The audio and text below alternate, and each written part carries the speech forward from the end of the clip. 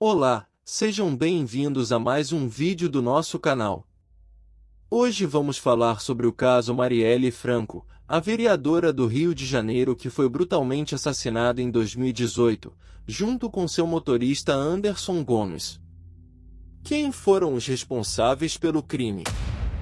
O que foi feito para esclarecer as motivações e os mandantes? Quais foram as movimentações da investigação nos últimos 5 anos? Vamos tentar responder essas e outras perguntas neste vídeo. Marielle Franco foi uma socióloga, ativista dos direitos humanos e política brasileira. Ela nasceu e cresceu na favela da Maré, no Rio de Janeiro, e se formou em Ciências Sociais pela PUC-Rio. Ela foi a 5ª vereadora mais votada nas eleições municipais de 2016, pelo Partido Socialismo e Liberdade, PSOL.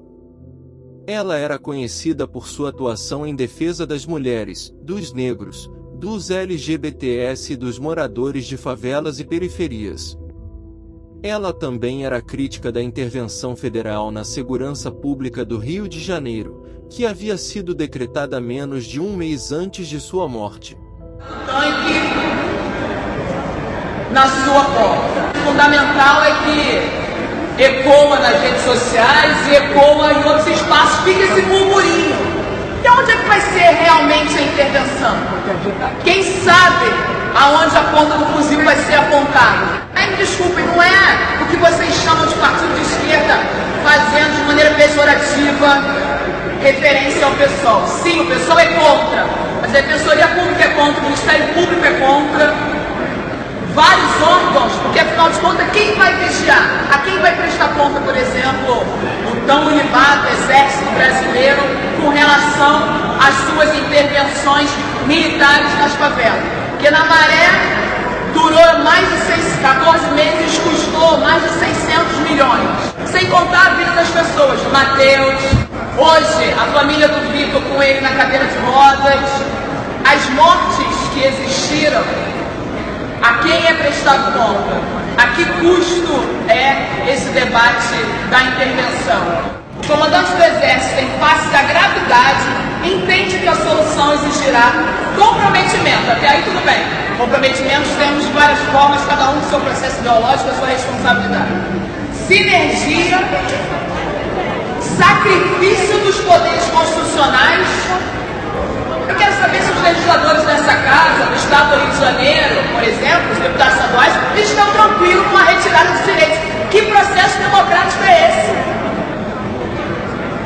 Sacrifício dos poderes constitucionais, das instituições e, eventualmente, da população. Ora, eu quero saber quem vigia os vigias, eu quero saber qual é a responsabilidade dos legisladores e que não estão atentando para a gravidade do momento que se fala na intervenção federal, na intervenção militar, mas a gente não passou agora por um problema que deveria ter tido uma intervenção direta nessa situação na cidade do Rio de Janeiro, com a última chuva da quinta-feira, a situação de calamidade, onde se apresenta que no último ano, por exemplo, não ocorreu a prevenção do que deveria ser feito. Eu prefiro ficar com o processo democrático, no qual as nossas diferenças estão colocadas, mas o processo de liberdade e coerência se mantém, do que uma autocracia em um lugar que será destinado e orientado por outro. No dia 14 de março de 2018, por volta das 21 horas, Marielle Franco deixou um evento na Casa das Pretas, na Lapa, centro do Rio, onde participou de um debate sobre o empoderamento das mulheres negras. Ela estava em um carro com seu motorista Anderson Gomes e uma assessora. Na rua Joaquim Palhares, no bairro do Estácio, um outro carro emparelhou com o dela e disparou vários tiros. Marielle foi atingida por 4 tiros na cabeça e Anderson por 3 tiros nas costas. Eles morreram na hora. A assessora sobreviveu com ferimentos leves. Em março de 2019, quase um ano após o crime, a Polícia Civil do Rio de Janeiro prendeu 2 suspeitos de serem os executores do crime: Rony Lessa, policial militar reformado, e Elcio Queiroz, ex-policial militar expulso da corporação. Eles foram denunciados pelo Ministério Público do Rio de Janeiro por homicídio qualificado e tentativa de homicídio da assessora. Segundo as investigações, Lessa teria sido o autor dos disparos e Queiroz teria dirigido o carro usado no crime. Eles negam envolvimento no caso. Em junho de 2020, a Polícia Civil prendeu outro suspeito de participação no crime, Alexandre Mota, amigo de Lessa, acusado de guardar as armas usadas no assassinato em sua casa. Ele também nega envolvimento no caso. Em setembro de 2021, a Polícia Federal prendeu outro suspeito de participação no crime, Maxwell Correia, conhecido como Suel, ex-bombeiro militar. Ele é acusado de atuar na vigilância e no acompanhamento da vereadora antes do crime. Ele também nega envolvimento no caso. Até hoje, não se sabe quem foram os mandantes do crime nem quais foram as motivações. As investigações seguem em sigilo e enfrentam dificuldades para avançar. Há diversas linhas de investigação que apontam para possíveis envolvidos ou interessados na morte da vereadora, como milicianos, políticos, empresários e agentes públicos.